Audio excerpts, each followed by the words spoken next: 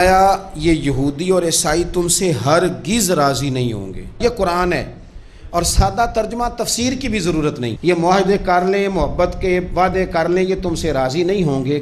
کب راضی ہوں گے؟ حتی تتبع ملتہم، یہاں تک کہ تم ان کے دین کی پیروی کرنے لگ جاؤ. میرا جب پہلی دفعہ پاسپورٹ بنا تو میں نے سارا پڑھا. کتابیں پڑھنے کا شوق تھا شروع سے.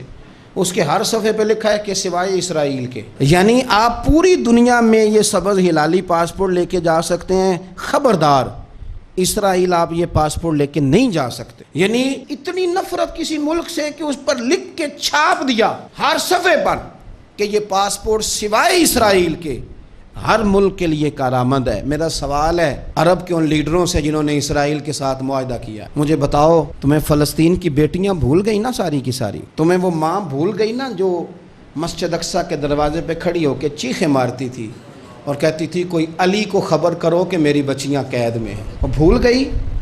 تمہیں وہ بہن بھول گئی نا جس پر شراب کی بوتل انڈیڑتے تھے اسرائیل کے فوجی؟ وہ آپ کو ابھی بھی ویڈیو مل جائے گی.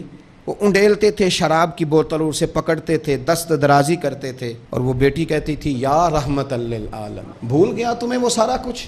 تم نے 1 منٹ لگایا اور تم معاہدہ کس سے کروا رہے ہو؟ امریکہ کے صدر سے. اتنا ظلم کیا تم نے، اتنا قاتل کے ساتھ معاہدہ.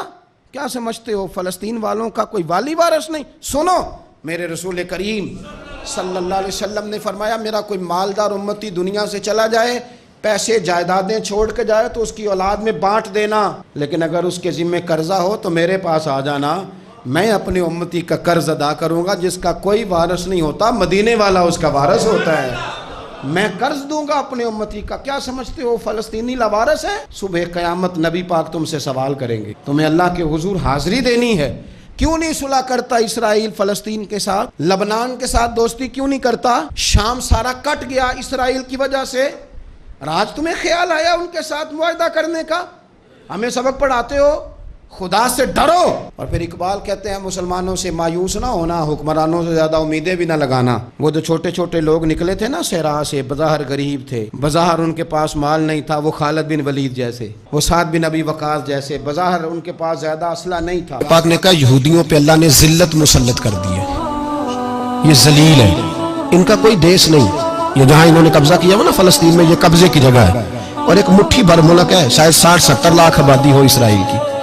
اگر امریکہ اس کی مدد نہ کرے تو اسرائیل قائم نہیں رہ سکتا.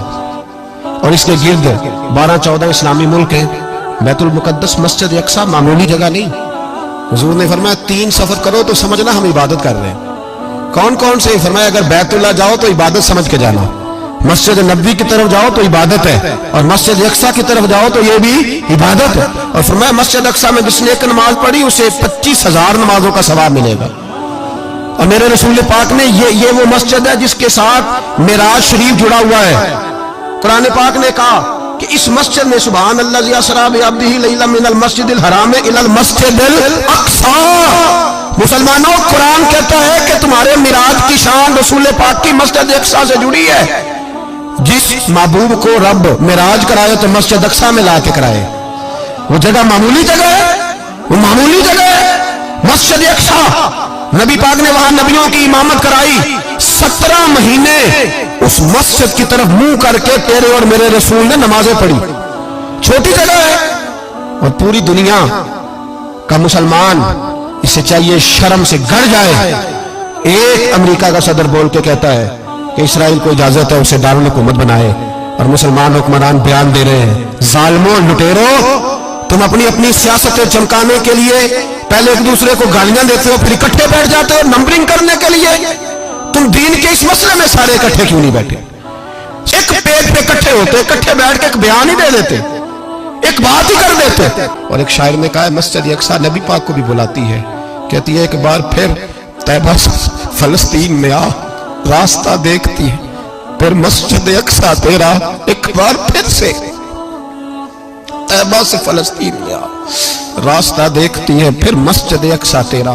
کوئی بول رہا ہے نہیں اتنا مقدس مقام، چھوٹے چھوٹے بیان، کہیں اکٹھے ہو جاؤ، پیش کوئی کر رہا ہوں. بڑی جلدی اس امریکہ کو لوگ ٹوٹتا ہوا دیکھیں گے، اسے بکھرتا ہوا دیکھیں گے، اسے لرزتا ہوا دیکھیں گے.